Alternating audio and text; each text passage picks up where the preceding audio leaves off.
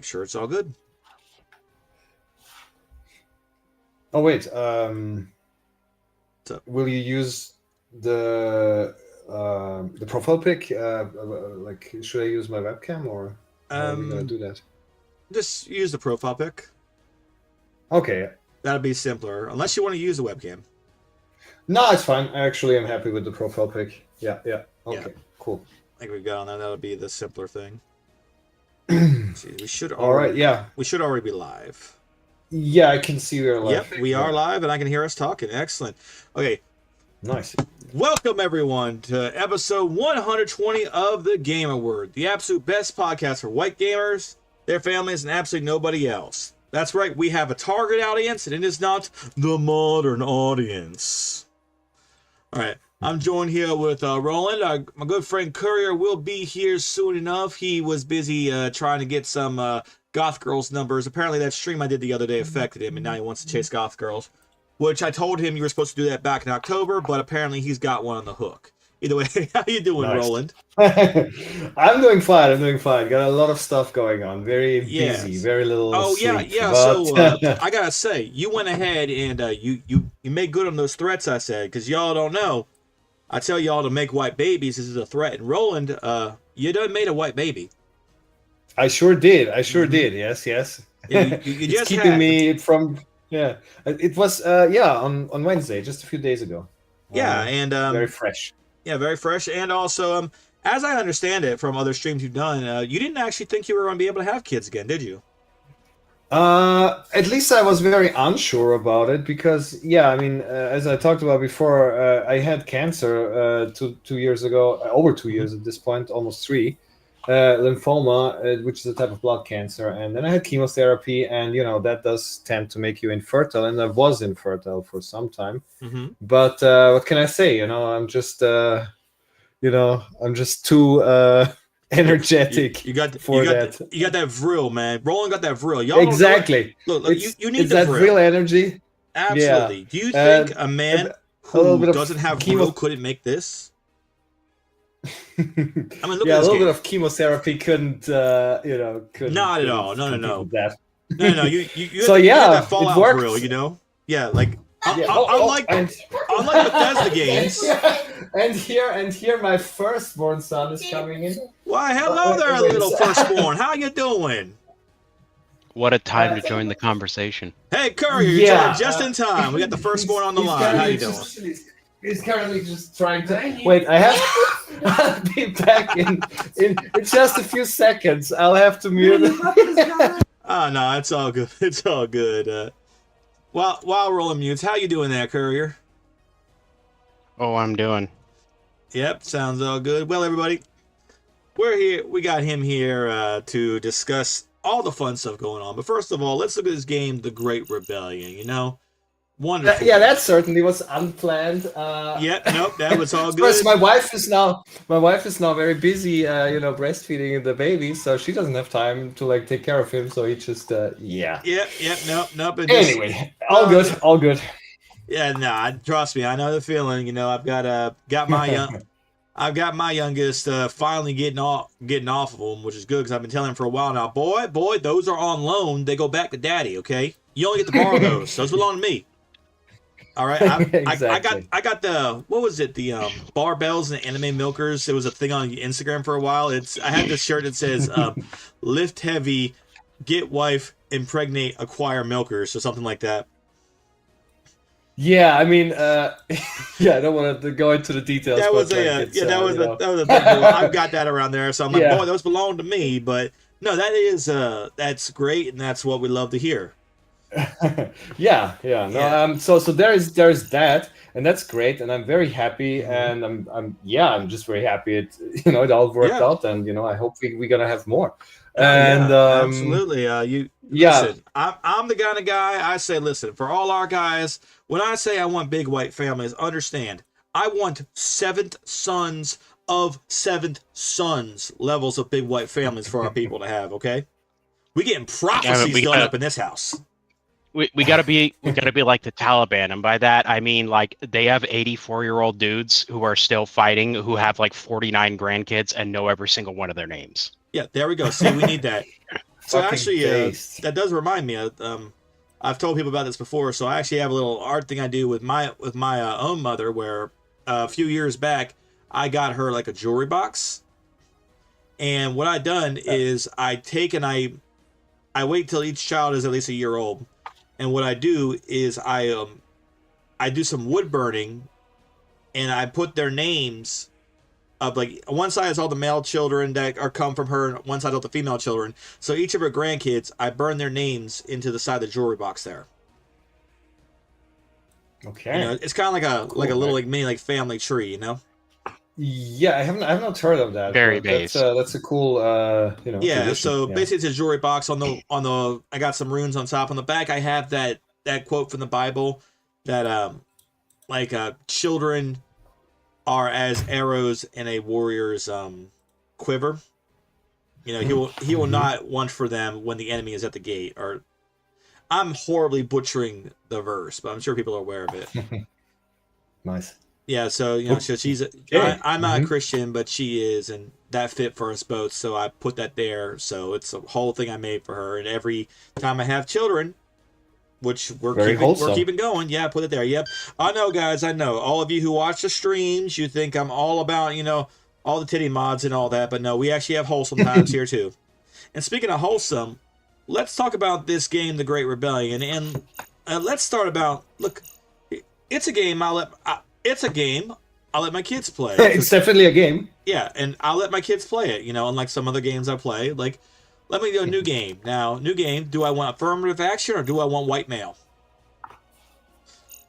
Obviously, we know which one I'm going to pick, but so let's talk about this game, and specifically, let's start off with what kind of changes you made to get this game on the Steam, because this game is on Steam, but I have the OG version from the website, which everybody should go to, great-rebellion.com, and buy this game. That's where I grabbed it. Yeah, that's of course the way that all the money actually ends up with us. Because Steam, of course, also takes and GOG, they both take 30%. But Steam requires, so that's great. So thank you. It. I mean, not really. We kind of did that. The thing is this: we have a bit of a history with the German authorities who basically banned our very first game, which was non-commercial, with a freeware game, Heimatdefender, the very first game I made under the moniker of Cult Games. At least I actually did make games before that. But in any case, so they banned it because of its political content. I mean, it's for an American, it's extremely tame, but Germans still thought it's too horrible. So it got on that list of youth endangering media, as they call it in Germany. Oh, and that's a fun one. Yeah, it's pretty funny, I know. And I mean, to be fair, like on that list, like even original Doom, Half-Life, Unreal Tournament, all these games got on that list back when they came out in Germany. Germany really has a history of going completely overboard with this stuff. So I almost felt Left 4 Dead 2 get on that list because of the Riot Cop zombie? I'm almost certain it did. Basically I mean, it's changed a little bit by now, but up until a few years ago, basically every FPS, every game where you shot at enemies and blood came out of them, was put on that list. That's how it was. I'm Austrian, I'm not German. I mean, I live in Austria. I'm an Austrian citizen, let's put it like that. And we don't have that here. So it was always kind of funny because the Germans always tended to come over the border and get the uncensored versions of the games here. So anyway, we got on that list. German authorities kind of have a hate boner for us ever since that. And so we figured maybe we could increase our chances of actually staying on Steam by removing some things that really would only be relevant to like a German audience. So the only difference between the website version and the Steam version are some boss enemies faces that allegedly, it's totally not true, but allegedly some people claim that they look like certain German politicians. That's the only difference. In the Steam version, that is not the case. It didn't really matter because in the end, our game got region locked on Steam anyway in Germany. So yeah. But that's basically really, the story. Really dumb. It's very dumb, but that's just how they how that works. And I mean, I've also mentioned that before. I do know from somebody who I'm not gonna dox, who works in a big game distribution platform, that he knows that the German authorities did contact them and told them to take that game down. And yeah, And that was on so I what? know that's the reason. Yeah, Yeah, I on don't really Steam? want to say it because I wanna. It was on, our game is on Steam and on GOG, and it's probably One of those platforms that. people, one of those platforms was contacted by the German authorities. Yes, and it would be very plausible to assume the other one got as well.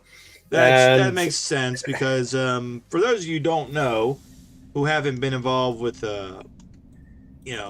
any sort of political stuff or anything like that, or just all right, let me just get myself used to the controls again. I still can't beat the second to last boss. The fact checker. Hold up. It's the one in like the. I mean, it's been a while since I played, but it's the one in like the sky looking level. Like the background is the sky, and it's like a bunch of like little force fields and stuff. Yeah. That's the first phase of the final boss, basically. Yeah, and then you defeat that one, then like the second phase starts. I think my controller just. Yeah, I can't even. I think the fact checker is actually after the one I'm stuck on. Okay. Well then, all my stuff good.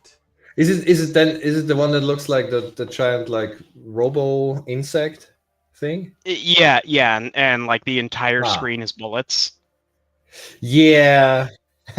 Well, yeah. I mean, it's supposed to be a difficult game. It always was. I mean, I'm not normally a bullet hell guy, but I thoroughly enjoyed the game up to that point. Yeah, it's always hard to get the right balance. But I think with the different like there we go. difficulty levels and the upgrades you can get, if you basically keep at it, you will probably eventually just have enough upgrades to power through. Yeah. So yeah, that's the whole story with the German authorities and with but the Steam version is essentially uncensored, like everything apart from very specific references only relevant to the German audience. It's the same game.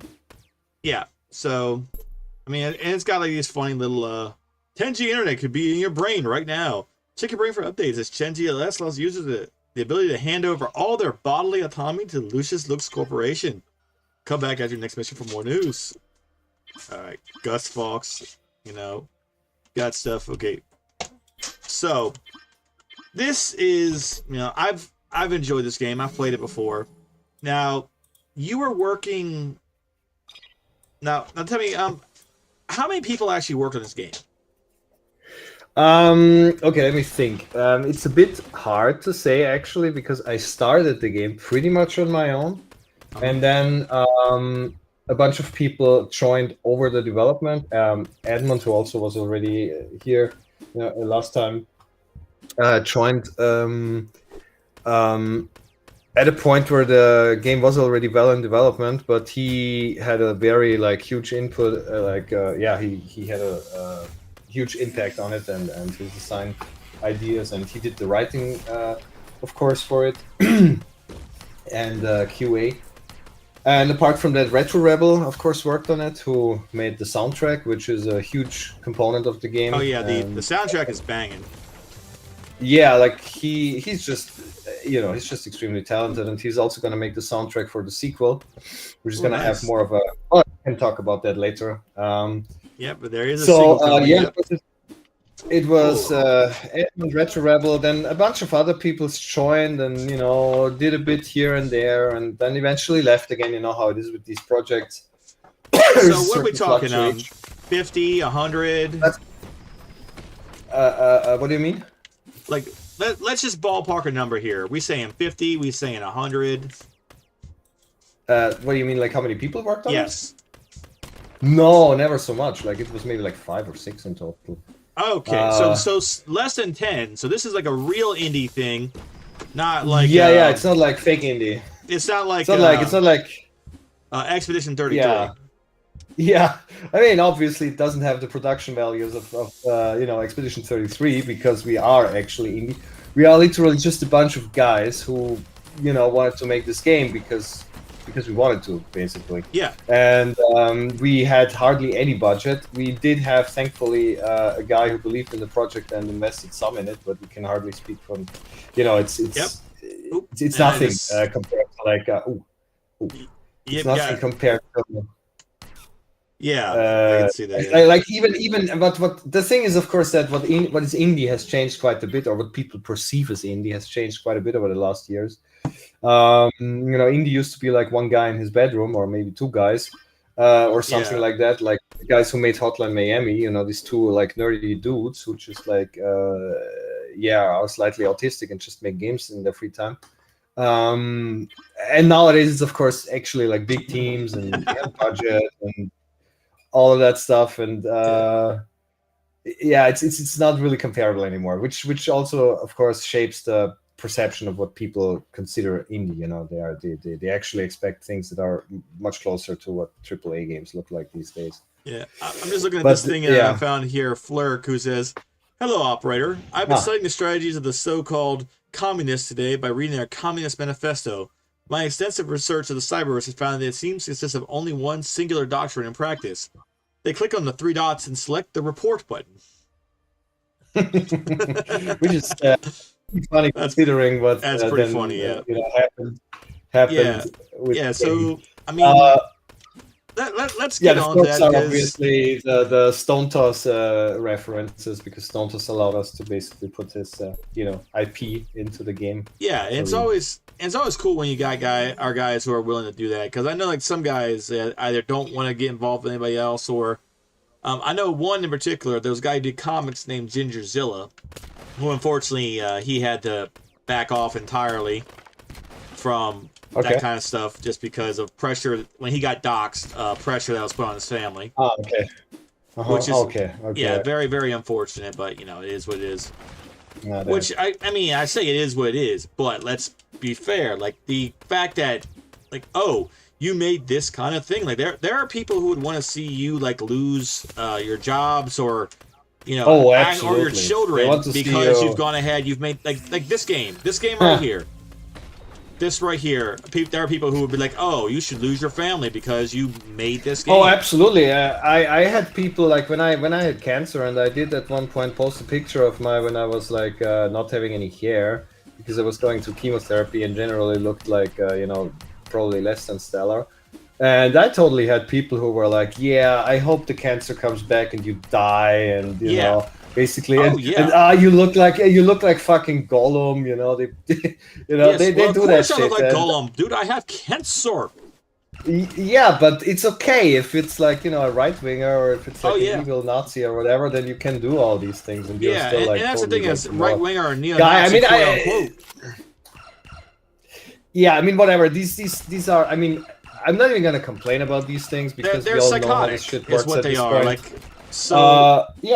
Like these are just like total like scum and whatnot, and I have become very good at filtering this stuff out and really just not because I mean anymore. I'll tell you right now, I used to be like a total libtard back in the day, and I'm gonna tell you the whole tactic, like they have like entire message boards where their whole thing is like how do we get the evil right wing stuff taken down. Like they do entire like brigading attempts to let's go bully that. Literally, it's the equivalent. Let's go bully this person until they get off the internet or something. And also, like, I mean, it works. Or like let's mass report these videos, that kind of thing. That kind of. But they're very. I mean, they're very.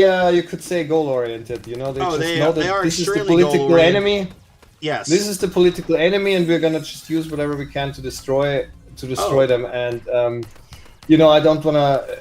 It's effective. Let's go ahead. Let's be honest here. It is effective, but also that reminds me, terrible story that I just thought up because when I was reminded of because of this was remember seeing a while ago. Some people try to take it off, but I was able to find a copy of it. where there was somebody who was in the Reddit, the Against Hate subreddit, and they would do, and this person, of course, through that subreddit, quote unquote, discovered their trans identity. It wasn't groomed, they discovered it, quote unquote. And in the process of this, in the process of that, they would go over there and find ways to figure out, like, okay, when are the mods of this particular site or this particular subreddit not working, so we can spam it full of hateful stuff to get it knocked down. Like, literally, we're going to post illegal crap to get your subreddit shut down. And then, well, they noticed that after a while, when there were ones that they just couldn't do it, they would, they said, at one point, somebody said, listen, we're going to take these ones down. If you know, you know. And the if you know, you know was they had, like, tons of CSAM that they just spammed into the subreddit when they knew the mods weren't there. Gee, I wonder where they would get that. Yeah, exactly. Yeah, it shouldn't be very hard for them, though. Yeah, and it's like, okay. Man. And then that was taken down, and it worked. And when the guy said, hey, what like, literally, what the hell, you know, why are we doing this? This is, like, I'm down for taking them down for, you know, quote unquote legitimate reasons in that way, but this is literally you spamming literal illegal child abuse materials to do this. What is wrong here? And they were just completely ostracized and kicked out and all that stuff. And this is somebody who said, I went into chats with people and made them think I was their friend so I could, you know, get information and screw them over, basically. And the other thing, I had to apologize to all these people like that because of that. And yeah, that's the way people act. They are mentally unwell, and they do actually wish the worst on you because they think that you're, like, literally the devil, basically. No, you're like the personification of evil, and everything, absolutely everything that is done to you is justified. I know that's how they work. They will play, and they'll insist on, like, what is it? Like, moral ambiguity in everything they do. They will also demand that you be understood as the devil, the literal personification of evil. Yeah. It's completely. And they, of course, also. They are completely unhinged, and they have a lot of energy focused on that stuff. Like, they do that all the time. Like, they are hyper fixated. Like, I don't think these people. I mean, I don't know what they do in their free time, but they spend a lot. That is what they do in their free time, because I'm sure most of them don't have jobs and such. They definitely don't have kids to take care of. Yeah.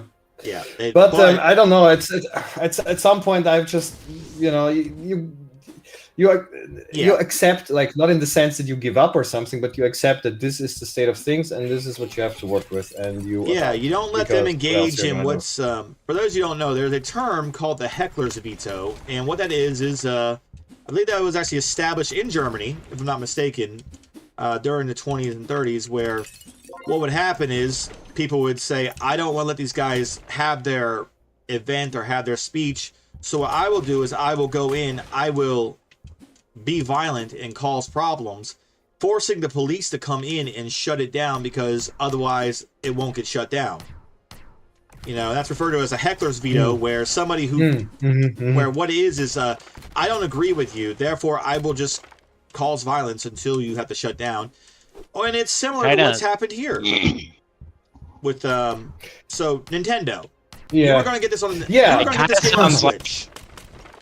Like the heckler's veto. It kind of sounds like you know, something more direct. You know, like it's like a modern equivalent to, I don't know, poisoning a well or introducing sawdust into a bakery's ingredients. Yeah, stuff like that. Where I can't defeat you, quote unquote, defeat you with the quote unquote marketplace of free ideas or anything like that.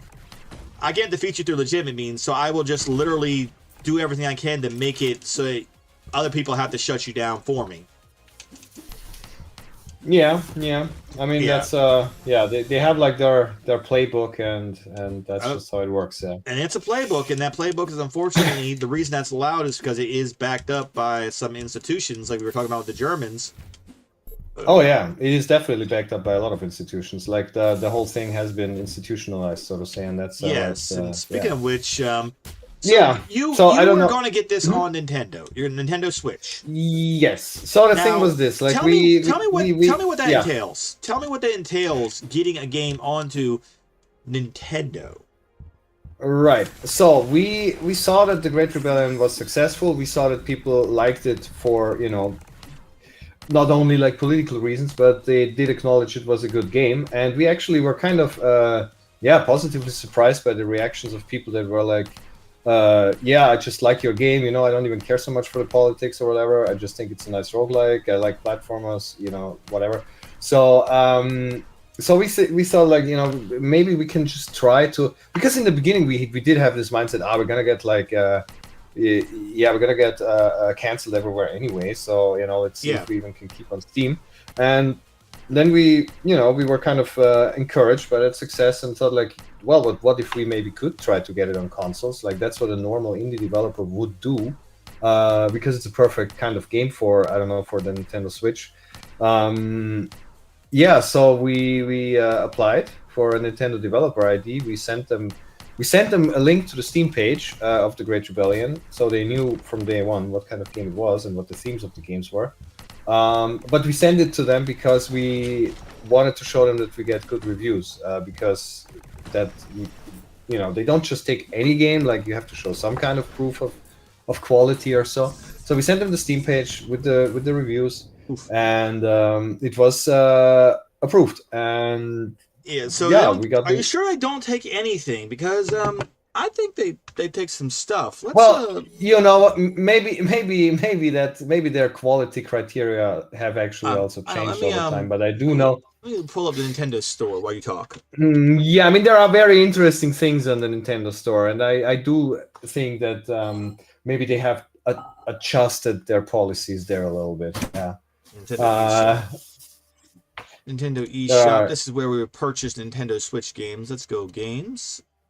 Nintendo Switch. So let's just search for games on Nintendo Switch. What have we got? We got okay, where's the search function for these games? Let's see. I'm trying to find search function for these games. We have feature games. Okay, let's just put in this word that means completely. Okay, no, see all results, please. All right, so I'm only seeing the one game. All right, because I know that you were showing people earlier that they had stuff like hentai gallery and stuff like that. They do have that stuff, but it might be only in the Japanese store, to be honest. Okay. I don't know. That might be a thing. Let me. But there is like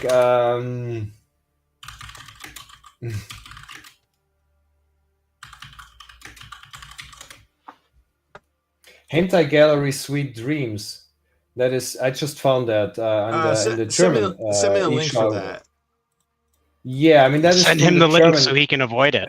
Yeah, send me the link so everybody can avoid it. Go ahead now. Exactly. Where is the chat? Here we go. I mean, for instance, this here.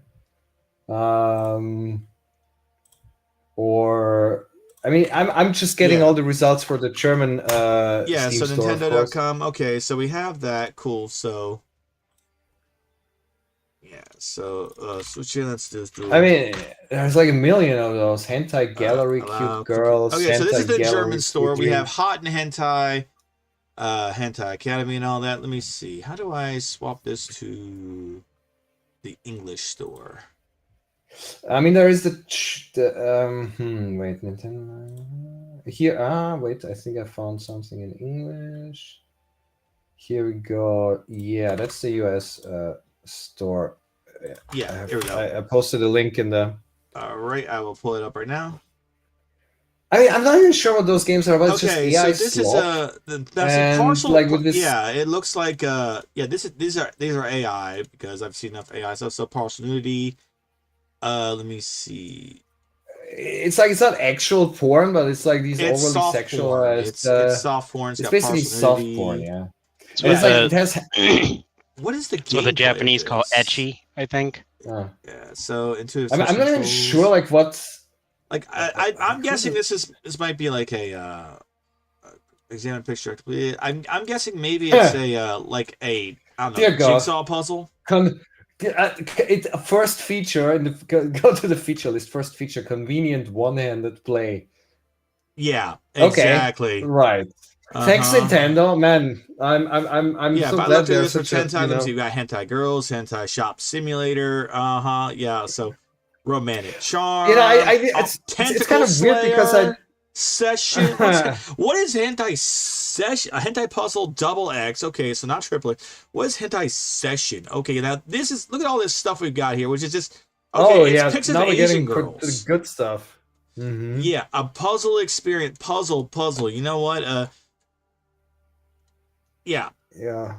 Like all, This all is like this, literally the puzzles. porn slop that clogs up Steam with the fucking it's just slide puzzles with like softcore porn in them. Yeah, like you Yeah. know, I got those. So- I got ones on something that's like the you know, it's like a snake.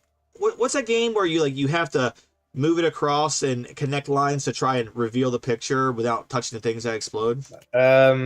Yeah, I know what you mean. I don't. Yeah, but yeah, I don't all remember of the these name, things but, now. We have all of these things. Oh, cyber hentai photo collection, bikini, secret gardens, some hentai, all the hentai parties, all the hentai photos, and load more results. Okay, how many actual results do we have? It says games with DLC 53. So there are 53 of these, and they are available to be gotten. All right, and it's very important. Guides, even. Muscular guides. Oh, wow. If yeah, there you go. There we go. You know what? It's for. Oh yeah, look, it's a Huntab puzzle. It's a jigsaw puzzle. Listen, you want to look at muscular anime dudes? Yep, you got that. You got that. Now this is all okay. Yeah, it has to be then kept in mind also when it comes to the the reason Nintendo gave. Yeah. For Going back to what's required. So you contact Nintendo, say I have a game. Yeah. You suggest it. You send it to them, and then they say whether or not they're willing to let you put this game onto the Switch. Exactly. Now, what happens you get after? You get a developer account, and you get access free, to their. I mean, you just get that's for free. You just get that, and then you get access to all of their. I probably, I don't know. I have to be a bit careful with how much, I can legally say. So, but you get access to their developer tools and everything. All right, and they give this all to you for free. All the documentation that is for free, but the dev kits are not for free. You have to buy dev kits. You cannot just develop it on a regular PC. You need to have their dev kit hardware. And that is not free. You have to buy it. So you have to purchase the hardware. So first they have to approve you. They have to approve us as a developer. Then you have to buy the hardware. And the hardware was was the hardware more than $500? Yes, it was. Was it more than $1,000? It was about $1,000 because we only bought 2 dev kits. And that meant only 2 people could work on the game. Oh, so for each individual person working on it, you have to buy your own dev kit. Yes, exactly. So if you have a company of 10 people, that's going to cost you about $10,000. Yeah, I mean, the thing is, there are different versions of the dev kits. We bought the cheap ones. There are also more expensive ones with more features. So if you want to have the advanced ones, and you have to buy, let's say 10, because 10 people are working on the game. So they nickel and dime you for even having all the features for kits to put games on their system. I mean, listen. Yeah, I mean, that's how it traditionally always has been. Their CFO being named Bowser was a perfect decision. That's a Bowser and Wario move right there, you know. Yeah. Bowser and Wario have taken over Nintendo ever since the what's his name died.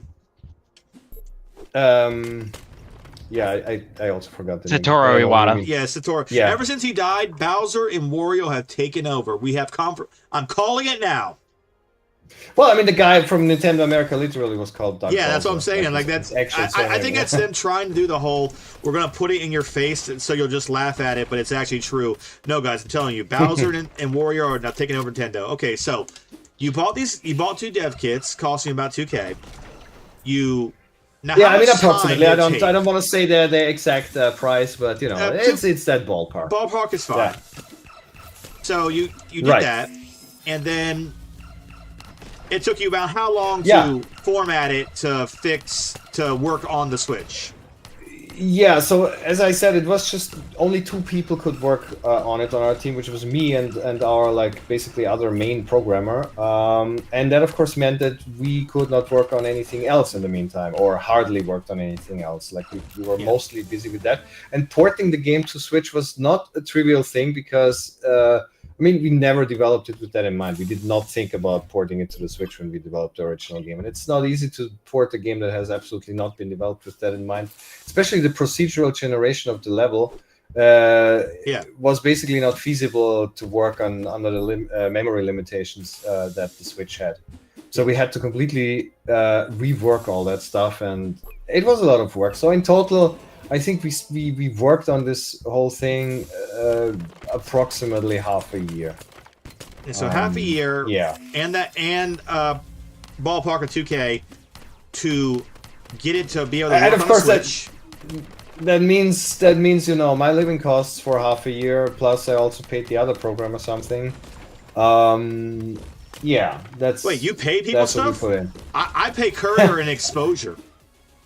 Well, So true, the truth King. is that you know, I mean, I pay when I can. You know, it's not like we earn enough to have like a steady income where you can just like actually employ like a bunch of people. But when we have money, I'm not actually hoarding it all for myself. I am, you know, trying not to exploit people as much as possible and give them money for their work. Yeah. Yeah, well, You know, that's I mean, very obviously nice of you. everybody's mostly doing it out of passion and for Yeah. you know, because they believe in the project. But yeah, basically. See, I exploit the hell out of Courier, at least until he starts making white babies. Then I'll stop exploiting him, you know? Because you got a bunch. I've got like 6 or 7 myself, you know? So, yep. Look, man, I'm trying, but the everything market here is rough. The everything market, yeah. The goth girl market. Yeah. Well, the women market, the job market, it's all like, ugh. Yeah, yeah. It's the times are shit. Yep. It But is what it either is. way, we go ahead. So you Anyway, actually pay yeah, people, so- and so you did all that. That I was mean, that was worth it. Could have nobody been done gets like elsewhere. anything that is close to like an actual, you know, industry standard wage Well, here. Well, of course but not. still, it's money. You know, It's, it's yes. yeah. So we And it's are time. spending money on it. We are spending more, but the most important thing is actually the time, because all of that time that we spent could have been spent on another project, which could be considerably closer to release Yeah. now. So Yeah. okay, you spent a half a year and close to $2K. So money and time, more money and time than most people even have these days to spend on something like this. And you were approved. You were approved, and it actually did get released for a few days. I think almost a week, in fact, in Japan. Yes, we were approved. We did hand in the Switch version, the adapted version. One thing I want to add: when we did our initial application, I didn't even mention that the game has social. I don't know how I phrased it. I mentioned something about the game's political themes or so, and I said like we will adopt it to fit to Nintendo's guidelines. I said something along those lines, even in the very beginning, from day one when we applied. Yeah. So yeah, I don't know. Nobody ever said anything about that. It was fine. So we handed in that adapted version, which was actually toned down, which actually still had, of course, the themes about, you know, like the dystopian corporation that controls everybody's lives, etc., etc. Oh, you There mean was Cyberpunk? Yeah, it Like says Cyberpunk Cyberpunk 27, game, you know, like- 2077. yeah, like every Cyberpunk game ever, basically. Yeah. How about every like liberal game ever? Like you know, even though they tried with things like the Saints Row reboot, it didn't go well. But the idea of there's a corporation controlling everything. Yes, that's called late stage capitalism. Everybody hates it. We all discuss it. Yeah. What's that? Politicians and the media are involved with this? Say it isn't so. Who would ever come up with that idea? Yeah, Oh so gosh, crazy, hecky. So none of the themes are out of this world or anything like that, you know? Yeah, the game that remained. Sure, the only thing maybe that I don't know could be considered problematic is the fact that it, of course, still had a an overall positive view of Europe and European history and tradition. Yeah, that's what it's got to be right there. You what's that? This doesn't explicitly name white people as a scourge of humanity. It needs to be wiped off the face of the earth. Problematic. Get rid of it.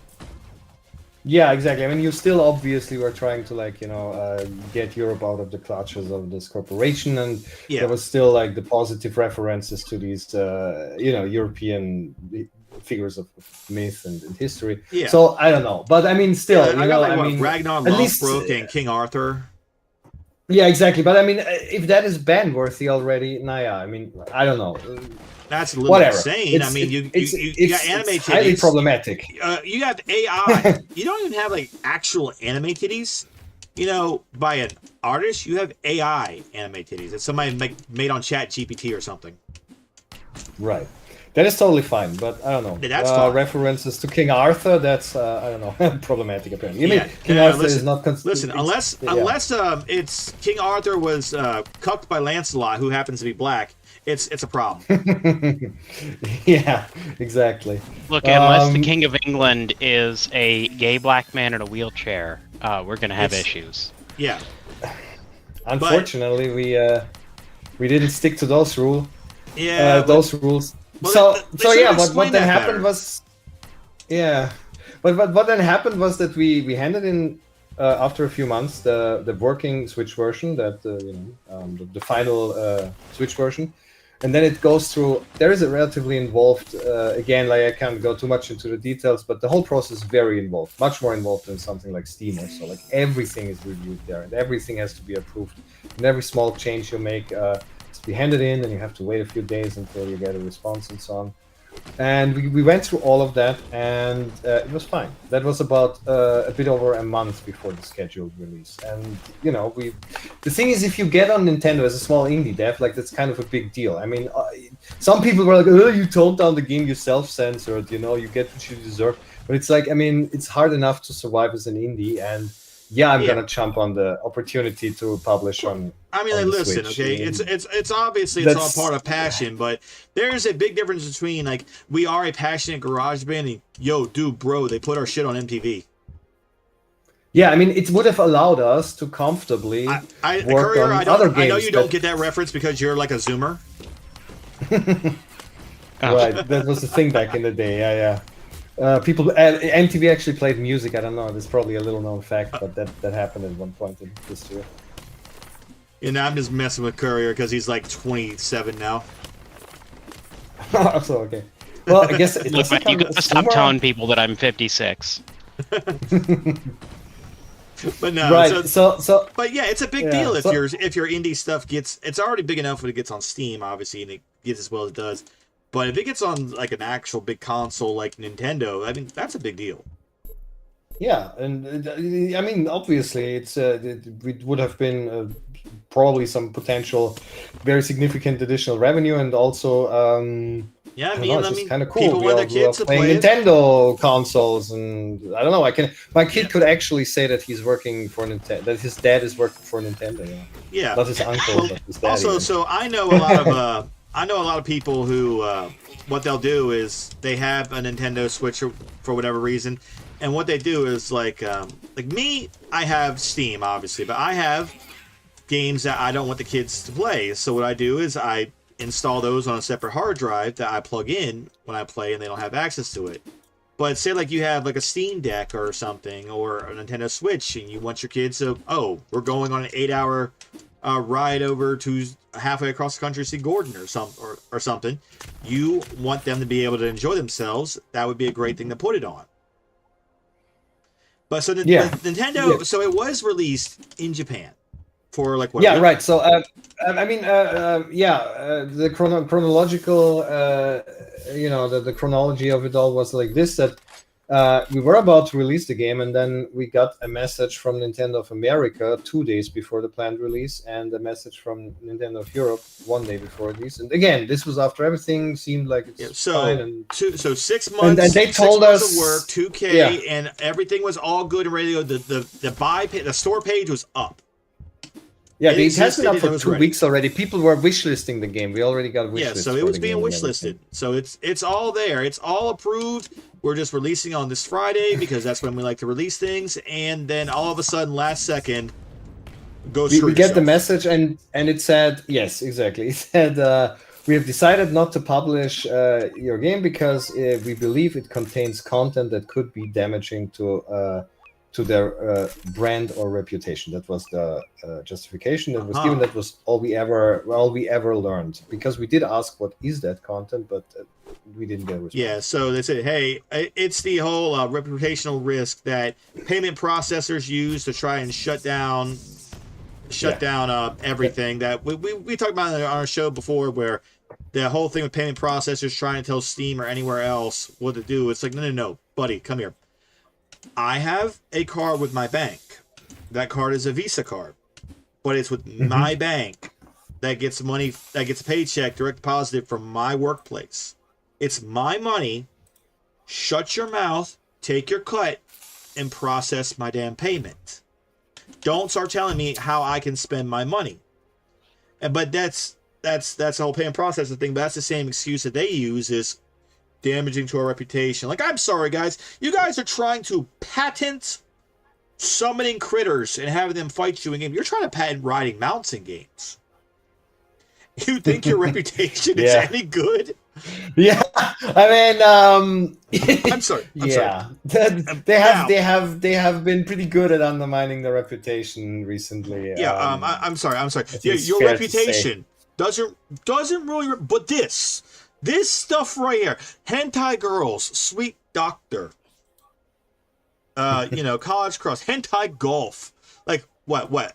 Is it you more holes than ones you get on the rough thing? They go ahead, they take their clothes off. I don't know, but that's the thing. These I'm not sure how hentai golf works. Hentai Japanese goblins. Look at that. It's hentai golf. It's not just about getting a hole in one. It's about getting a hole in that one and that one and that one and that one.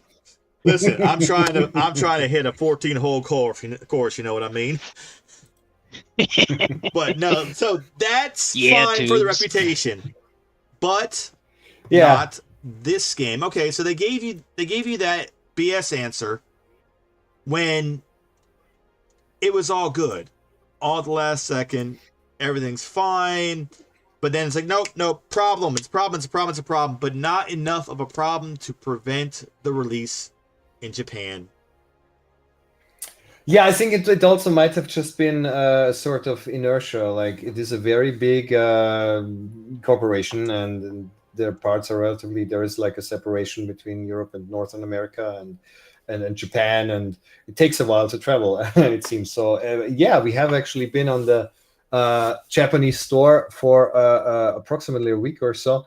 It was kind of funny to see, because I already accepted, okay, we got kicked everywhere, whatever, and then suddenly I saw Let's Plays on YouTube of the game on Switch, and I was like, wait, what? Huh? And then I look, it's still up on the Japanese store. So we thought maybe we can stay up on the Japanese store, but no, they also removed us like a week later. Now, so it just took a bit longer. Roland, do you know what the word hentai means? I don't actually know the exact translation. I just know it's basically porn comics, but Chinese porn comics. Japanese. So here's the deal. So it refers to a genre of Japanese manga and anime characterized by overly sexualized characters and sexually explicit images and photos. That's the general term that hentai is used for colloquially, is Japanese porn cartoons. Now, the actual original term was back in like the 1990s. It literally translated into abnormal or perverted.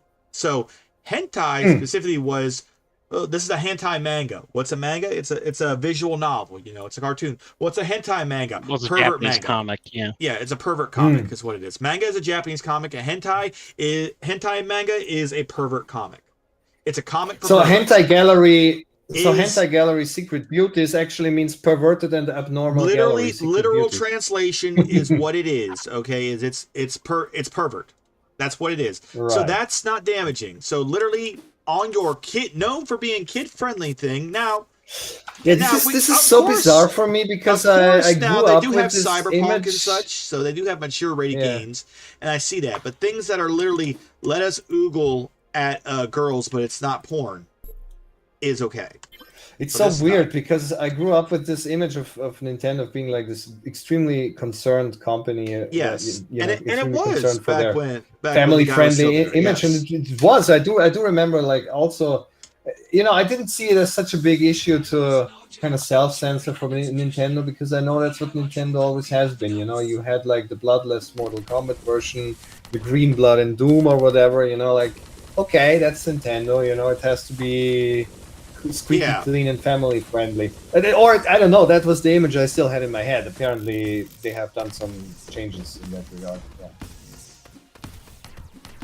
Right, so that's what happened, and that was, of course, very bad because we spent all those resources. We decided not to work on other things instead, and now we just stood there empty-handed and was like, "Yeah, Yep. fuck you guys." Yeah, like okay, all that work time, all that work done. I mean, it's like, you know, it's not like oh, you know, you did that and well, at least you made it and that's a thing. Like no, it already existed. This was specifically to be put on the Nintendo platform.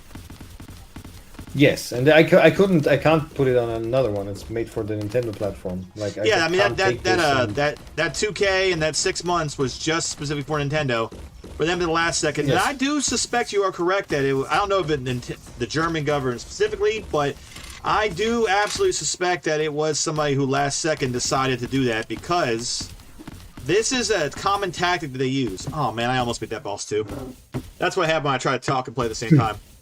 But so a common tactic of like these leftoids and such is that they will wait until the most inopportune time. And one of the most inopportune times is, in fact, right when something's about to release, hey, get it shut down as soon as you can. Like, don't shut it down early because the idea, it is a tactic that they have of how to fight the fascists, quote unquote, is find when they are, make them spend as many resources as possible, or it's like the equivalent of trolling, like make them spend as much resources as possible, and then right at the end get it shut down. So not only have you shut down the project, you've wasted as much of their time and resources as possible.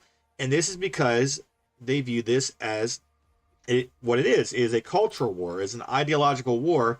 And so culture is reflected through its art. All right, and have you ever heard the term Homo ludens? Yes, I do know. Yes, we learned about that actually at university at a game design course. Oh, very nice. My first reference to it, or exposure to it, was when I was playing Death Stranding, the first one, and that's referenced in there, and as Homo ludens, like meaning those who play, and the idea that games help reinforce and reference culture. Just the same way that art does, just to very, very heavily paraphrase it, and so we don't have a whole college thesis here about it. No, I mean that's actually interesting. I talked about that like internally with the guys from our team. I had this talk. Okay, quick story time. So I went to a university in Vienna and I did go to a game design course there, and there was a professor there whom I actually very admired back then. He was also like into game design. He was very liberal, of course, yeah. But he was a smart guy, and he held a game design course, and I went there, and this was actually kind of the first time when I really understood how important and how serious they take this stuff and how important it is for people like him, because they basically drove home the point, games shape culture, they shape how people perceive reality. Learning, people learn through games, like it's extremely it shapes you, the games you play, and you can see it if you have children and they grow up and they play games. You can observe how they learn through playing, and people don't stop doing that when they're kids. They do it through their entire lives, either through games or play like behavior. Like we all do it all the time, and it's so that kind of opened my eyes actually for how important that is, and of course that was from a leftist perspective. Little did they know that I would just take that and then do it from the other side later in my life, which is why said professor, actually I just looked him up on Twitter like some time ago, and he blocked me actually. So yeah, I guess I didn't turn out how he imagined I would. I did get a best mark on that game design course though. Yep. But anyway, so that's kind of interesting. Like, and they take this very serious, and they took it already. That was a long time ago. That was in 2009, and back then already, like, this was totally like there was like the field of game studies. There was like theoretical academic work done on how procedural rhetorics in games can be used to transport messages and so on. And this was at a time when nobody was aware of that, and nobody thought about such things outside of this discourse. But then, like 10 years later, suddenly all these games are woke. How did that happen? All the gamers were like completely surprised, and it caught them, out of left field, so to say. Yeah. So that's just a little side excursus about yeah, well, that. that's the thing is, I was saying that they do take this very seriously as a cultural war thing, that they believe and they feel like they are actively engaging in like an information war against us, quote unquote, because we're the bad guys, because we're normal and they're not, but they want to insist that they're normal and we're not. Yeah. So 1 second, sorry. With all that, normalize being normal. Yeah, normalize being normal. Yeah, but that's the thing. So all that together, I mean, this is what they do, and so that's what they've engaged here. And what we have now is you guys spent that money and that time making this game. It's a fun game. I mean, I'm sucking right now because it's been a while since I played, and well, I mean, I'm just stuck in general, but also the yeah, it's a fun game. I've beaten it twice before. And yeah, you just do this. You just have fun, play a little procedurally generated bullet hell, fight some bosses. It has some references, but the references aren't like extreme. There's no nobody's throwing any Bellamy salutes or anything like that. Nobody. No, it's yeah. I mean, it's because for those you don't know, you guys live in where do you live? You're an Austrian citizen. You said yes.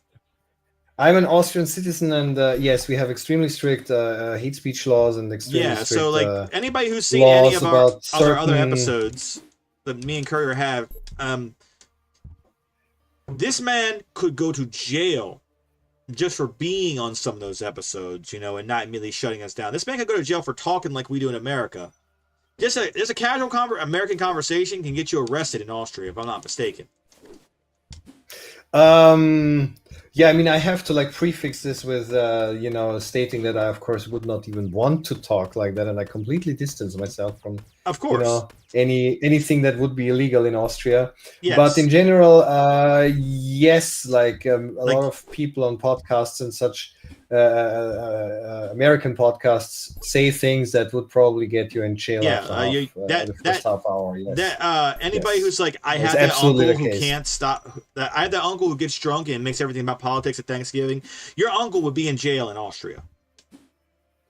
Yes, if anybody hears it, or if you talk to like a public, there's like, if you say certain things in public, and public is very loosely defined, it's like more than 5 people or something like that. Yeah. And you can even, there are cases of like people getting sentenced, not even because of what they themselves said, but purely because they were in certain chats where people posted edgy memes. Like that was enough. Yeah, like, exactly. This is what gets you sentenced. Well, my general point is that, all right, you didn't put anything crazy in here because you literally could not put anything crazy in here. Yeah, I mean, not that I would want to, but hypothetically. Not that you would want to, but hypothetically, you could not do so. So even if you could did not want do so to, without you going couldn't to do jail. it. Yeah, so there is absolutely no reason at all for Nintendo or anybody to say this contains hate speech or anything, because it literally cannot. Because you guys do not have the same quote-unquote protections that Americans have.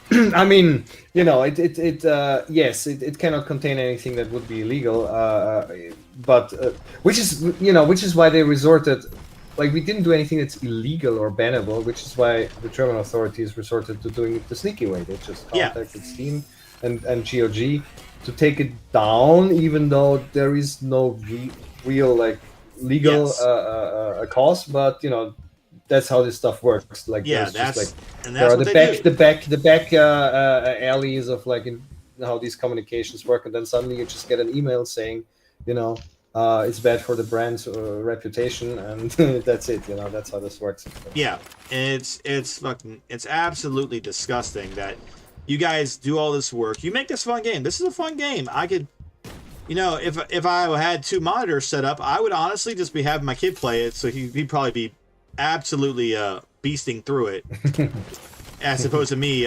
embarrassing myself by dying constantly. But so. Well, you guys got cut. You guys got screwed over by. I mean, let's say quite simply, Nintendo is a corporation. They can do yada yada blah. Nintendo, as an American, let me say, y'all completely screwed these guys over, and you're shitty for it. Okay, they spent all this time, all this money, and you guys couldn't. Yeah. In last second, you guys cut it off because some douchebag got a hold of you and said, "Oh, they're bad people. Don't put their game up." Yeah, I mean, it's obviously a dick move. I mean, it just is. It's beyond a dick move. Like, yeah. Yeah, no, it's total. Things I disagree with. Yeah. Yeah. It's yeah. I mean, what can I say? Like, I was. You guys are a lot more polite over here in America. We call that a beyond a dick move. Yeah, the thing is, we talked about that as well. Like, people are actually surprised at how little it seems to piss us off. And please don't be mistaken, it pisses me off enormously, and it causes actual real problems for me, who has just become a father. And I do this stuff for a living. Like, I'm not just doing that as a hobby. The other guys on the team do it as I said, I pay what I can, but I'm the one guy on the team who actually does this for a living. So this is creating a real, very serious problem. And I just had a baby, and that's just shit. But it really is. I'm also just kind of numb it already at this point in a way. Yeah. Because I just okay, we're doing this again, So it's like, I got people who were like, "Why are you not more angry?" I am angry, but I don't know. It's hard to it's hard to constantly keep on saying all that. Doing. Yeah, exactly. Yeah. Yeah, off screen earlier when we were talking about ways that I've been screwed over by corporate America and such like that, which obviously I can't explain. I can't share here. It gets, after a while, it's like, no, I'm still rare and pissed, and the guys screwed me over. If I found out their offices, I don't know, it turned out they hired a bunch of Indians, and one of those Indians didn't know how to work a fire extinguisher. I mean, I would just laugh my ass off at them now. But here's the thing is, you just get numb after a while. You do. But you're still pissed the absolute hell off. You just don't no longer have the voice to keep screaming about it. You don't have the energy to yell and raise hell. Yeah, and it's also you pick you have a kid you choose too. where you put your energy, Yeah, you have a kid too. I mean, what's more fun? What's more important? Being angry constantly about these guys doing this, or having fun because your son came in, Yeah, exactly. So what we did was, after an initial phase of being extremely pissed off and obviously also very disappointed, we just thought, okay, but what are we gonna do about it now? And because we have to do something, so what we eventually decided, we were a bit in an emergency mode, and what we decided upon is, okay, we have to get something else to the point where it can create revenue as soon as possible, and we will we will rely on platforms that have proven to be more reliable, in this case Steam. I mean, they region locked us in Germany, but they didn't kick us, or GOG also, so PC basically. So it's back to PC Master Race, and we took the game that was the furthest along at Workhold, which is this dungeon crawler that we're working on, which was intended to be mobile first originally, because we had this idea that we wanted to make the anti-slop mobile game, the great there were some good mobile games. Yeah, let's jump to those other. Let's jump to those other projects. Yeah, and so we decided to just pivot in that with that one, as they say. Yeah, pivot is a very cool buzzword. And just make it PC first, and try to get to an early access version that we can release for early access. Beginning next year. So Q1 let's go look at the things here. Now, first thing I've got here is Serena States, Last Guy. We showed this last time you guys were on. Serena States, yes. Serena States is actually the game we will probably release, that is the closest to release. It's a game that friends of us actually started and worked on, and then when it was already quite far in development, they we talked about it, and they said like, hey, could you help us market and publish the game? And so we did, and now they like basically joined the team, and we are working on it also. We are helping with a few things there and here and there, but mostly it's about publishing the game. And Serena State's Last Guy, it's a very cool throwback to like Y2K aesthetics, like early, I don't know, PS2 era games. The aesthetics are inspired by stuff like System Shock, Halo, Jack and Dexter, that kind of stuff. It's an action adventure where you are in this big deserted facility. You are this the last guy. You're alone. Nobody else is there except for an AI that seems to control the whole facility, and you basically have to figure out what happened here. Yep. And I can see that Steam thinks it's similar to games I've played, such as Cyberpunk 2077. I mean, a bit. It does also. It's much more. It's less obviously bleak and dark, but it does have some like dark humor in it. But it also has this kind of like almost like whimsical, Frutiger Arrow inspired style. Yeah. So and then, it's a love letter to. So it's got a demo. It's got a free demo. Yeah, that is something that I think this is something I find actually very important. As somebody who buys a lot of games and then either doesn't play them or see games I like and I want to play in the future, is having a demo is actually very good, because that lets people actually. Because a lot of times I'll see stuff, and because a lot of slop that like AAA studios put out these days, I wait and I watch a streamer or somebody or a YouTuber play it and put a video up before I buy stuff half the time. The gaming industry is the one place where the first one is free is ethical. Yeah. So that's the thing is, having a demo so you can download it and try it out is actually a great thing. Obviously as a consumer, that's one of my favorite things is I can take this game, I can play it, I can actually that looks like it might be fun to play, but maybe the controls aren't right for me or something. I can get into it and I can actually get hands on and play with it. Like, remember, again, Courier, you're too young to remember this, but Game Pro magazines back in the day, they sent discs that you could put in like your PlayStation or something, or your Dreamcast even. I remember demo discs. Yeah. I remember. I'm so old. I remember when they came on actual diskettes on magazines. Like I had diskettes with demos. The demo discs were the whole reason I got into fucking OXM, and then OXM stopped doing them. Yeah, or or hey, you remember when Oregon Trail was just released as a diskette for everybody? Mm. Okay, that one's a little before me. Yeah, I don't remember that as well, because we didn't have that here in Europe. But I know what what you're referring to. So that's the thing is so all that together, that's very, very good. And this is coming out. We covered it before. It looks like a fun enough game. I mean, I remember when we did it before, I was having too much fun just going through and exploring and playing to actually talk properly.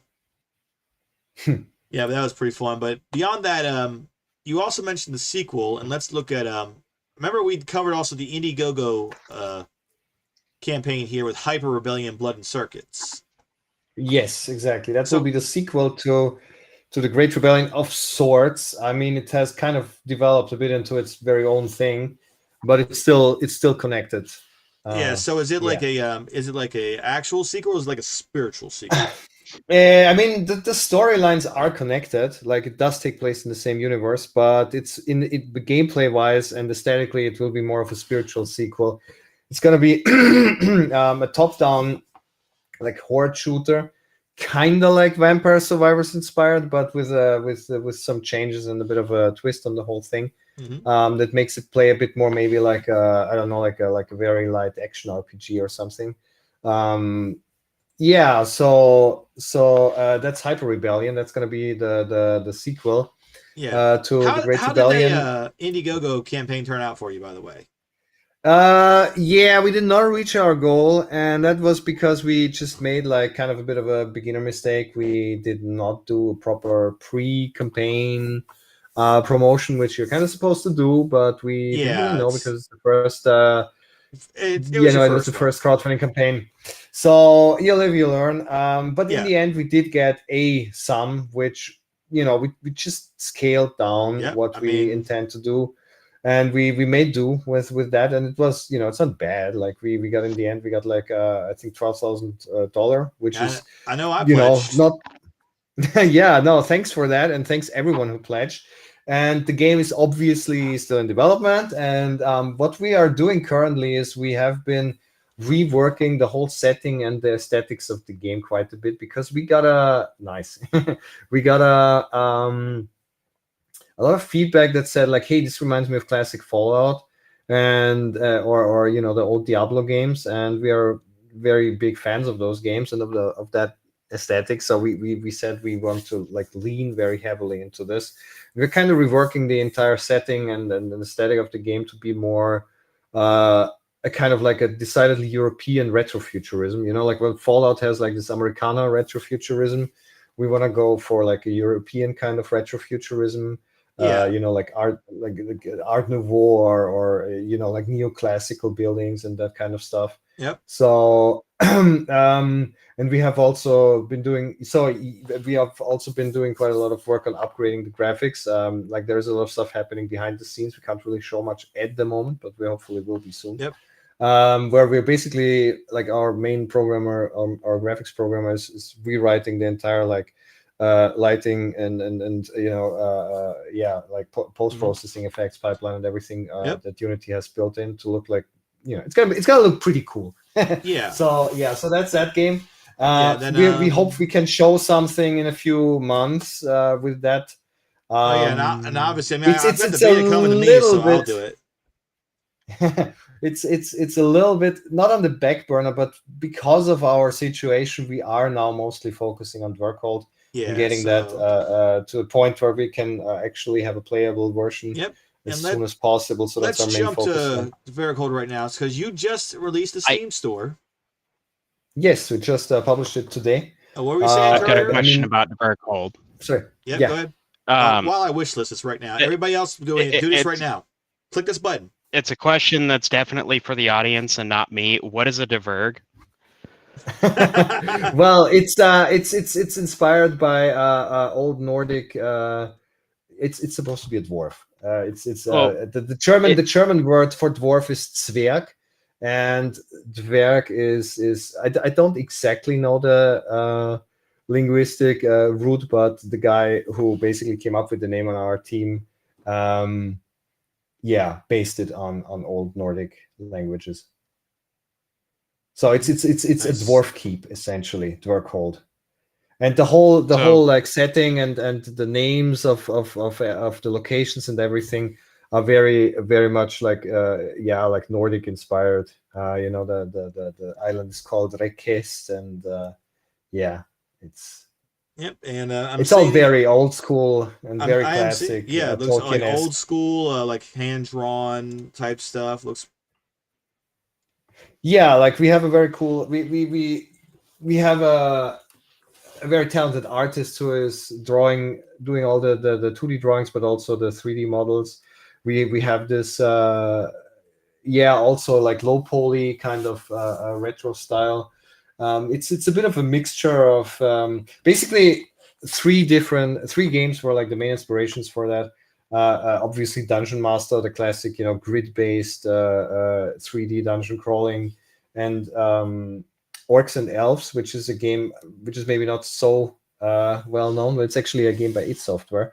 It was the game they made after the original Doom RPG, which was released for mobile. And they have like a pretty cool like turn-based kind of gameplay in that game. So we took that turn-based gameplay.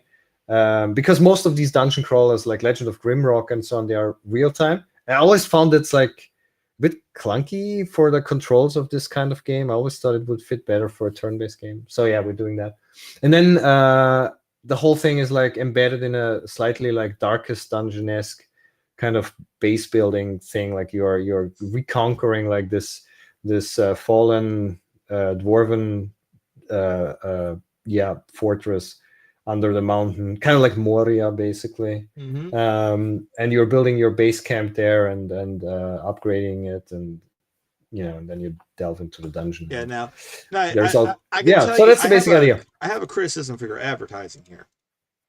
Yeah. Yeah, you're missing a little something. So recently I streamed a game called The Bleakest Keep, which is just like it looks like similar kind of graphics, but it's like a Souls-like. But the reason that somebody showed it to me was because I'll just bring it up here.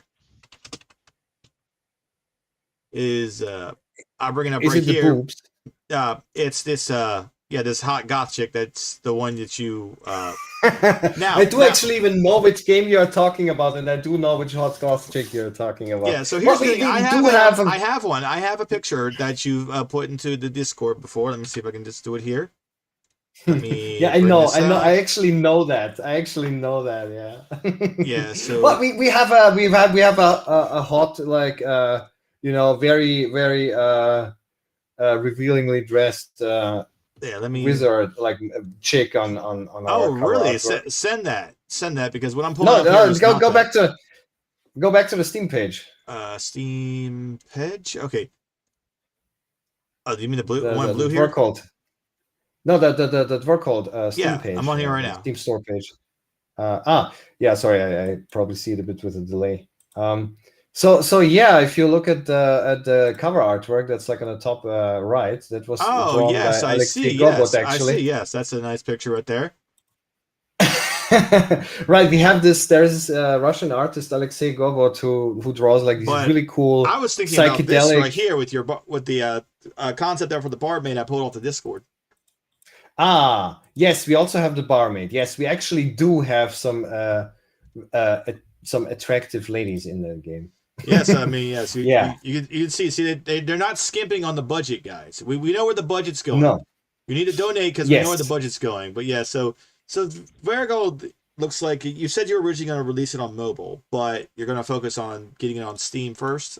Yeah, because we're not doing any experiments at the moment, and we have also, Steam is a relatively secure platform, and we know how things work there. So that's what we are focusing on for now. Because for now we just need to release something. Yeah, we need to put stuff out, and unfortunately, the whole Nintendo screwing you over like that really has put a kibosh in your ability. If they would have just immediately rejected us and just said like, no, you're like evil people, we don't want you, then we would have just spent those 6 months working on, I don't know, Dwarcode or Hyper Rebellion or something. Yeah, and that's the thing, is probably put out an early access version now. Because how many people do you have working on all these projects together? Like what, 15? Yeah, something like that, with varying degrees of like involvement. Like some people are just occasionally in their free time, and so a lot of people on Dwarf it's mostly 4 people. Yeah, so this is a game project being done with 4 people, and that all that time could have been spent on that. Instead, they decided to wait until the last second for somebody to complain and then screw you over that way. But I mean, this looks like I've said before, it looks like a fun concept. I'm definitely going to play the heck out of it when it comes out. And I do remember earlier somebody did ask actually in the Discord, said, hey, is this going, I don't want to sound racist, but is this going to have like your token sassy black characters, or is it going to be like old school fantasy? And you guys responded, it's going to be old school fantasy. That's what we're going for here. Yes, it's going to be about as diverse as, I don't know, the Lord of the Rings was originally, which is not at all, Yeah.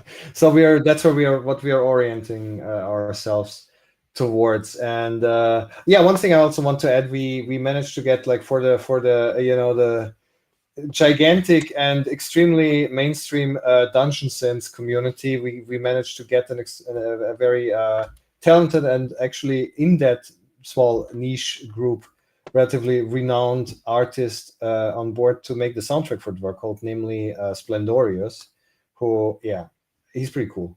I'm a big fan of him, actually. He's like the guy who basically brought me, like, it was one of the first things that I heard of the Dungeon Sims. Right. He has a YouTube, right? No, but maybe, actually, probably, but he definitely has a Bandcamp. So, all right, so just I'll have to... Splendorius.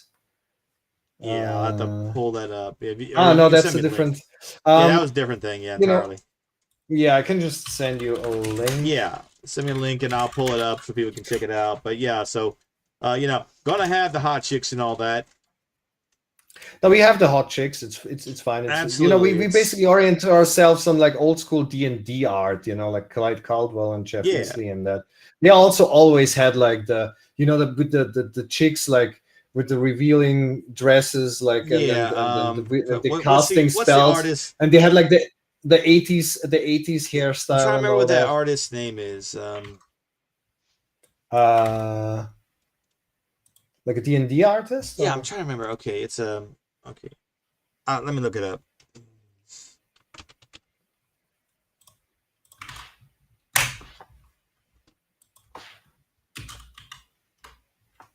Okay, Frazetta. Vallejo and Frazetta.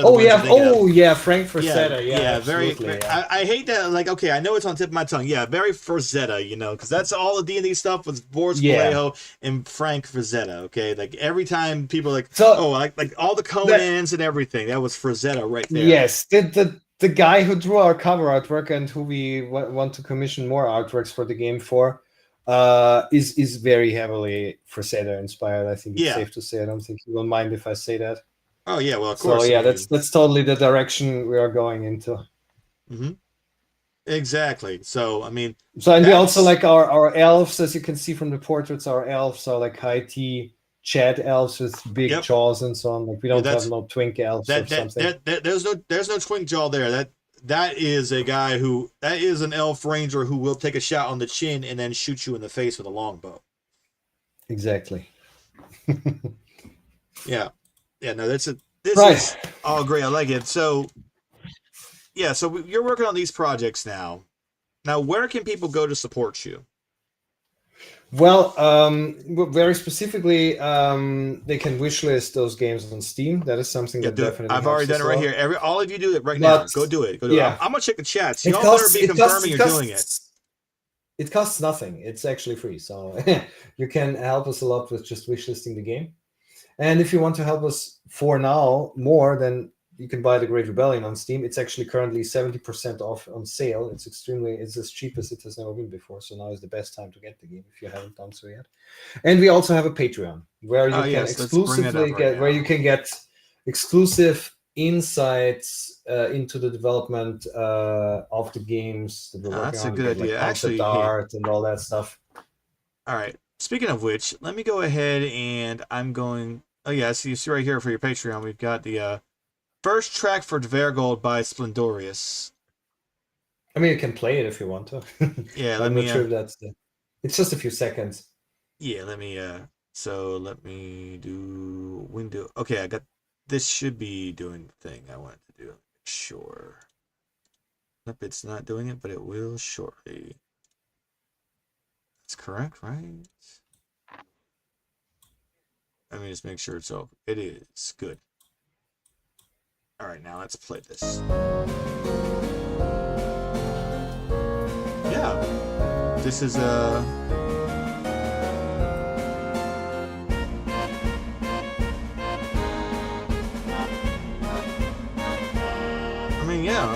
I'm enjoying this right here. Yep, so there's a few seconds with that. I mean, obviously you can join for free, unlock stuff, so that's all good. So, yeah, and so we really want to. Mm-hmm. You should all do the true cult gamer option right here, $43.50 a month. All of you should do it. Every one of you should do it. Absolutely. I mean, you do get quite a lot. Like we do very regularly post exclusive stuff. Like maybe you can scroll through the whole Patreon so people can see it. Let me see. We got the membership of. Yeah, let me. Where's the button? There it is. So going through the whole Patreon right here, you've got. Yeah, I need a weapon. So, the various weapon models here. Got under pressure. See more. Let it pressure. So you get like gameplay videos, concept art. Yeah, you guys are music, whatever, like everything. Guys, clearly you guys are like showing stuff as it pops up. There's no like, oh, we're just gonna hold it all and then whatever, that kind of deal. No, like, I mean, on our like, yeah, this is for Hyper Rebellion. We're we're working on our own version of like the cool power armor from Fallout or the Space Marine power armor. So we thought we also have to have cool power armor, and we're gonna have like our own take on that whole thing. Got a kid here who wants an orange. Here you go. Just one for you. Or do you I just hope it's Stompy. It's definitely gonna be Stompy. You can stomp on things for sure. Good. Yeah, Because so that was the thing that floored me with the Fallout 4 power armor, is that it felt heavy and stompy. yeah, that's always fun. Yeah, so you guys are actively sharing. Like, here's a bigger version of the artwork right here. Like, look at that. Like, yeah, we got. I mean, we are got using Chad Elfman right here. We got the very angry dwarf. We got the Hobbit about to pull something, probably the fancy thing out, and then we got the hot sorceress chick here. Who knows? Number one, that the magic is definitely stored in the boobs, and she has to be as free flowing as possible to let it flow. It's very important, yeah. Yes, Otherwise, the mana, incredibly gets important. restricted. Listen, every Japanese game I see also has the same thing. All the sorcerers and everything have the biggest hits. But no, all jokes aside, no, this is nice. I mean, this looks like a good old classic, like something you get out of like Dragon magazine or something. Yeah, I mean that's basically. I grew up with that stuff. I grew up with like I don't know, AD&D, second edition Dungeons and Dragons stuff, and they all You all failed had your those deck save against the illustrations. arrow trap. You're dead. Make a new character. Yeah, exactly. and there were all these illustrations, all these paintings. I don't know that I don't know. That's just fantasy for me. I absolutely hate. I mean, we talked about it last time. Like I have. It makes me crazy what they have been doing to like Dungeons and Dragons and to fantasy in general. The gay beholder. Yeah, the gay beholder, the gay dwarfs in the coffee shop. It's all just the mex orcs. It's either that, yeah, the mex orcs. It's either that or it's like this completely overblown, like I don't know, like these huge, like totally overdone armor pieces, and then you have like these giant swords in totally unpractical shapes, and everything is like in all these like colors, and it's just I don't know. Fantasy has just become this like I don't know, like Fortnite-esque, like overdone. I think World of Warcraft. That's a very good term right there. Yeah, very Fortnite-esque. Yeah. And that's all just retarded, and I hate it, and I want to go back to like actual like classic heroic fantasy. Yeah, like or like I've even seen, I think on Twitter now, the running theme is everybody to say, "Hey, I use ChatGPT." Like they take something like from any of the new like Concord or any crap like that. I use ChatGPT to make this character attractive, and then people are like, "Oh God, why are you doing this? You all are porn brain." It's like, no, we just like hot chicks. Like this is normal, okay? Like, you wanna know what's porn? Yeah. You wanna know what's porn brained? I'm gonna tell you what's porn brained. This is porn brained, okay? Wait, the hentai stuff on the Nintendo show. Yeah. That is actual porn brain, absolutely. Yeah, that's like okay. It's like because listen, I can get the idea of anime. You play golf with anime chicks, okay? I get that, but a number of this is literally, it's a jigsaw puzzle. They're jigsaw. A lot of these are jigsaw puzzles. That's what they do. More like jiggle saw puzzles. Lol. I posted some references in the chat also of like the classic artwork that I'm talking about, that I grew up with, and that heavily inspired. Let me see if I can pull this here. Image 2 is my favorite. The warrior chick, yeah. All right, let me bring up image 2 right here, and I like image 3 myself. Yep, absolutely. Images. Image 4 actually. Somehow I went right past image 3, which is also good. So yeah, let me just go ahead and bring all these up so the people. I gotta show the pictures to the people, Piccolo. So this is image 2. I got a message for the people, Piccolo. Let me talk to the people. Here's 4 and here's 3. Yeah. So these kind of things are just really cool, Yeah, this is kind of what we're going for, what we're inspired by. Yeah, like Clyde Caldwell. Clyde, you did good work there. See that? Yeah, Clyde Caldwell is like one of the big classic D&D artists. Yep. Right. But yeah, but that's the thing. So people can go to Patreon and can support you. And this is the part where I start yelling at people because, look, guys, here's the deal. All right, the left wing, quote unquote, the libtard, the retard, you know, groups. They have their whole donor class. They have the institutional backing. They have the backing of where I believe somebody said on our Odyssey feed there. Let me find it right there. Somebody TK here said it's odd how the payment processes are okay with most degenerate pornography, but not some good old fashioned cheese. Not okay, you know. So that's the thing is so these we have all these groups that do that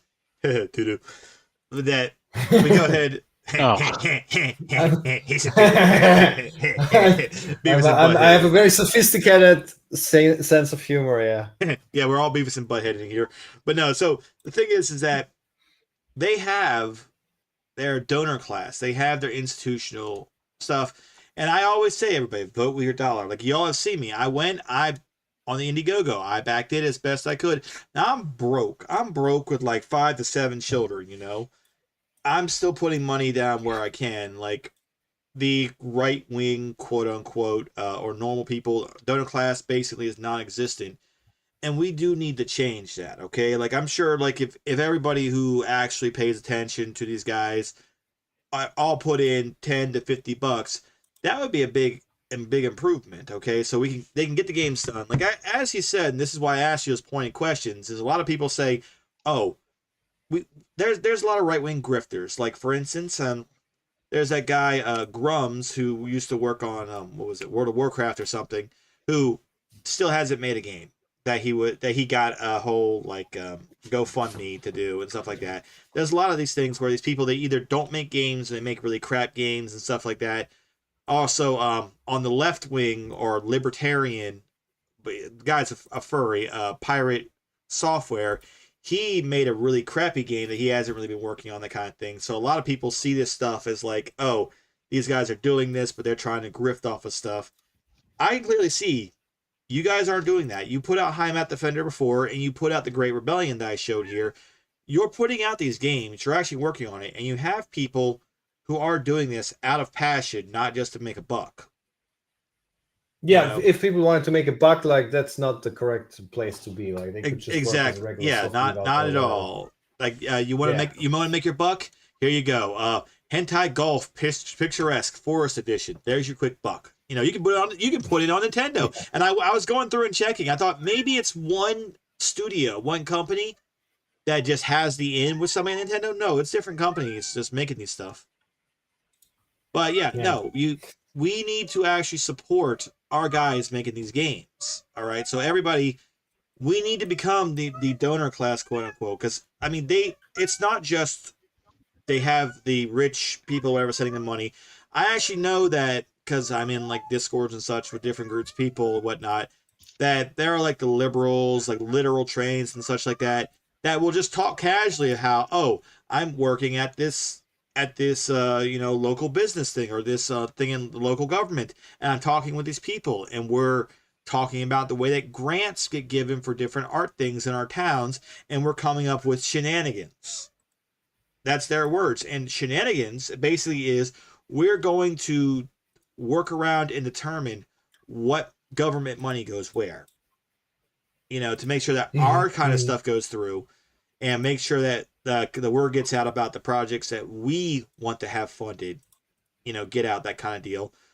We need to be doing the same thing. We need to support the guys making actual stuff. Like I said a million times, I said before when I talked about wanting to begin making our own games and such, is, look, you got ideas? This man rolling here, he and his people, they got the hands that are experienced to do it. You got ideas? Send them ideas. But what we also need, we need more donors, and we need more hands. We need more people willing to make things. All right, like you don't have to be the master. I mean, to be quite honest, like people should really start doing the stuff themselves, because we are very busy at the moment. Yeah. Like if you have ideas, I mean, I'm always happy for ideas, but we're probably not gonna have the time to make it. That's so we would need more. Yeah, but more throwing people ideas out doing there that is always stuff. good. But also, yeah, people like Yeah, actually sure, go and fine, make things. but, Like yeah. go and make things, go do things. And if you can't do any of that for whatever reason, support the guys who are making these things. All right, Yeah, support them. it's like the main host of another one of the podcasts on the network we're on says, you can just do things. Yeah, you can. You can just do things. You can just make You things. You actually just do can. it. You actually Like can. I could, like I started this podcast because I could just do it. You know, Roland started making games because he could just Yeah, do it. I mean, Yeah, we recently, there is this, I don't know, there's this Sam Hyde clip where he quotes the Hagakure and he reads that passage where it says, something along the lines of, you must become desperate and insane because, common sense will never achieve great things. yeah, That's kind of how we're operating. Like we were choking, like if we were to make like a kind of like a coat of arms for cult games, it would have like desperate and insane as our motto or something. yeah. Yeah. That's the thing though. So I mean, we actually need to work to support our guys. So I'm going to tell everybody, you need to go on to the Patreon. You need to support these guys. You need to wish list the games, buy the games to these things. If you want to complain about how, like, listen, I have made the joke so many times about Dustborn received so much tax money. All these left-wing games, they receive actual grants, but then when it comes time down to actual sales, even the libtards didn't actually support the game that they said for everybody to support. We actually do need to support the games that we tell people to support. Like you want our guys making games, gotta purchase them. The Now, thing with them is that it's good, but they are good. Yeah. They are good. I have shown they're good. Thank you. Yeah, I mean, like I'm not gonna. No, we were trying. Shut the fuck up. We're trying our best here. Sorry, I got a cat who's in. I got a cat who's in heat here. Okay. Dang Lynx, get out the freaking window. But yeah, so that's the thing is, we need to actually support them. Like these guys have made good. They made How Not Defender, which everybody says is really good. I never heard of it until after I started playing the Great Rebellion. Yeah, it's mostly known in Germany. Yeah, for controversy. But the thing is that you have these games. They are good. And you're making good games, and clearly you're. No, that was of course the thing. No, we are putting a lot of work in it, and we are very passionate about this stuff, and we're actually serious about it. And we have gone to the point where we actually don't just do this as a hobby, but this is or should become our livelihood. And again, I know it's pretty crazy, and that's probably not what normal people do, because it's everybody has the idea unsafe. of I want to make my passion my job, like it's very. I mean, it's if you actually do that, I mean, I don't know, depending on what you want to do, but like the thing we chose is certainly probably one of the most difficult ones you can possibly choose. But I just think it's worth it. I just would never want to go back to like some completely meaningless job where I don't know, just support the system that essentially hates me, and exactly. see my life wasted away. So like that for sure. Making the things that you enjoy, and again, going back to what we said earlier, culture is expressed through art, and gaming is a form of art form, and in fact, a form of storytelling. Like I can't tell you how many people these days, like, I've gone ahead, I've talked to people who are interested in like the Asatru Folk Assembly, which I'm a member of, and all that, and then they go talking, and some of their only exposure to Nordic myths is the show Vikings on like Netflix or whatever, and the last two God of War games. It was the quote unquote History Channel. Yes, is where Vikings is from. Okay. Yeah, no, sure. I mean, the most people think that essentially like movies and TV series are reality. Like as an example of how it's definitely like artistic license, quote unquote, taken. I remember, I forget the name of the movie. It was the one about like the first all black starter team, basketball team in America, and in the movie, like it's an all black starter team. What do you know, all black team? Just all black starters. And in the movie, the like everybody, the ref and everybody is like being super racist and mean to the players and all that. But I know actual people who were at that game who said, "Wait a minute, I was there. The only person who got yelled at was the ref, because we always gave the ref shit, because if it was against your team, it was always a bad call, you know? Right. Yeah, but and it wasn't even, and they presented it like it was an all-black team. It wasn't even an all-black team, it was all-black starters. So the starting lineup was all black, but it still had white guys on the team. But obviously, artistic license and all that. But people look at that and they see it like, oh, hey, this is in fact historical fact. Or another one, I think it's called A Time to Kill or License Kill. The movie with Samuel Oh Jackson. yeah, I know the movie. Actually, there's a very good, like, American Krogan had a very good analysis of that movie. So in that movie, he- it's the one with Samuel Jackson where he's like, yes, they deserve to die, and I hope they burn in hell. Great quote, love it. However, the artistic license with that is in the movie, Samuel Jackson, obviously a black man, his daughter is sexually assaulted by a few white guys, and then he kills them in court and whatnot, and then ends up getting off in the end. Spoiler for this movie that's older than Courier is. But you go ahead, and the actual historical case that was the inspiration for that, it was a white girl that was assaulted by a few black men, which makes more sense when you consider that this is well back before, civil rights was a really big thing. You think a black guy walked into a courthouse, shot two white guys, and got away with it, like that's obviously never going to happen. But people see that and think that that's 100% historically how it happened. Yeah, I do remember actually seeing that movie as a kid, and I was, Yeah. of course, growing up here in Europe, and I had no idea of these things, and I just like, oh, Yeah. okay, guess that's what happened. That's how it is in America. You're like, that's what happened, and that's like, no, that's not what happened. But that's the thing, is that people look at this stuff because video game, for the longest time, I remember growing up with the debate of, are video games a valid form of art? Are they a valid form of storytelling? And a lot of the big examples of how that was things like the Hideo Kojima, especially the Metal Gear Solid games, where it was more about telling a story than just about gameplay, Yeah, but that's Jimmy. that's I think a mistake that many people make. I also talked about that with some people recently from our circles. It's like video games are a very specific medium, and it's different from films and movies. But a lot of people in the video game industry have a bit of a chip on the shoulder or something like that. They feel inferior and they want to be like with the big boys. So they want to what they actually want to do is make movies. But this cinematic type of game, I think it's a waste of the medium. Essentially, I think you can actually tell a lot of things through gameplay, through game mechanics. Yeah. And you should actually, because otherwise you kind of just suck at game design. You should maybe make movies, or maybe you are not good enough to make movies. Yeah, so it's just make games instead, or something like that. Yeah, that reminds me of in like Dark Souls, in Dark Souls games and such, they do a lot of environmental storytelling where it's not just the thing you found in its item description, but where you found it. That's very important to figure things out. Yeah, and the way you can present stories in a non-linear way, the way you can present things in a fragmented way and tell things through environmental storytelling, and have the player actually work towards figuring out things of the story. You can't do that in any other medium, and it's I don't know why you would want to waste that just so you have some cinematic sequences that probably look good on a stream. So it's good for streamers. That's another thing. That kind of ruined games that they are tailored towards streaming so much. Yeah, but I feel like though you should do a little explaining if you have ridiculously esoteric lore.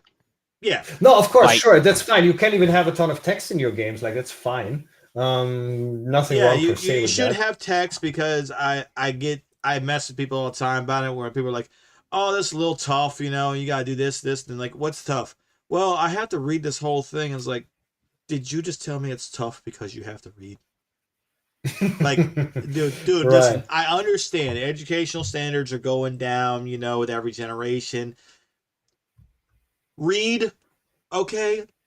It's like I want to be like Uncle Ruckus in the when he's exercising Stink Meaner, read, nigga, read, and he just starts freaking out because he's being made to read a book. I swear that's what it's like. No, read. But yeah, so back to what I was saying though. they've come for gaming. The colloquial they, we all know what we're talking about. They're coming for gaming because the next generation of like voters and such like that are they game. They're gamers. That's just it. Okay, a lot of our culture now is being expressed now through games. Okay, like Hollywood, absolutely going down. Watch as the authorities come to Roland's house for that they comment. And what are they talking about? But still, what? I'm not. I don't know. He's making a joke. What? Anyway, let's. Yeah, but that's the thing. So all that together, so Hollywood going down the tubes. A lot of times people don't want to read and such like that. And a lot of people just tend to watch streamers now. But so gaming is where a lot of stories are being told and a lot of culture is being made. Yes. So they want to. So that's why they're putting like literally millions or billions of taxpayer dollars through various grants and organizations, and we've covered and other money laundering schemes. Yeah, well, we've covered on the show that effectively every organization, every studio that gets a grant or whatever, tends to have somebody who's working on the board that gives the grants, and so on and so forth. But I noticed none of them are giving Cult Games here any grants. Unfortunately not, no. Yeah, so if we could have, I mean, what was the game again? Dustborn. Yeah. Nobody played that game. It probably still kind of paid off just because they got so many grants. They don't actually need to sell it. They definitely got more money than it costs to make. And people, the only people I saw who played it were people who were like, it was the right wing, quote unquote, grifters who were like, oh, let's just look up how bad this is. And that game is like, literally, the options you can choose in that game as like being the quote unquote good person are the most toxic choices you could make. That the entire time I was looking at it, I had to go through and look at myself, watch it myself, and be like, wait a minute, hold up now. This is the correct option. This is the good option to pick. And this is an extremely toxic relationship you're building there. Like we would not make that a game like that because that would be the joke option. That would be the I want to play through and be an asshole option. But that's the good option in their game. Yeah, like, which be a tells piece you a of lot shit about to your friend. Those games. Be a toxic piece of shit to your friends is the good option in that game. Guys, I'm afraid I have to quickly leave. Yeah, we're running down on the end of wrapping it up with. Yeah, we're running down on the end of what we were trying to do here. So I got a little distracted there with our pontificating and whatnot. Me doing the big brain thing. But yeah, so everybody, seriously. No, good. But I just Verigold is coming up, so go wish list it. I've already wish listed it right now. Go on to Patreon. Send these men your money. Okay. Become the donor class if you want cool games that optionally put you in the boner class. Nice. I've been hanging on to that one for like 40 minutes. All right, you know what? I'm gonna clip that. We're gonna clip that. I'm gonna send it to you so you can put it as an actual advertisement. But yeah, no. So nice. Yeah, support these guys, support these men. Support our guys making games, or else really don't complain. Like I've made the statement before. Vote with your dollar, okay? Vote with your dollar here. They're not asking for a lot, and they're doing plenty more than some places that will ask you to send them thousands of dollars per month can do. So yes, this is your Uncle Ruckus, telling you what to do with your money. Yes, I am telling you to support these men. Go do it now, as I am as well.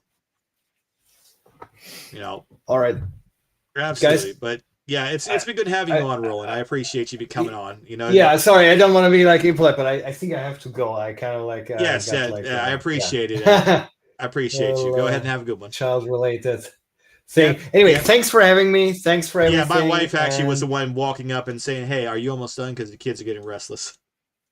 Yeah, kind of a similar situation here.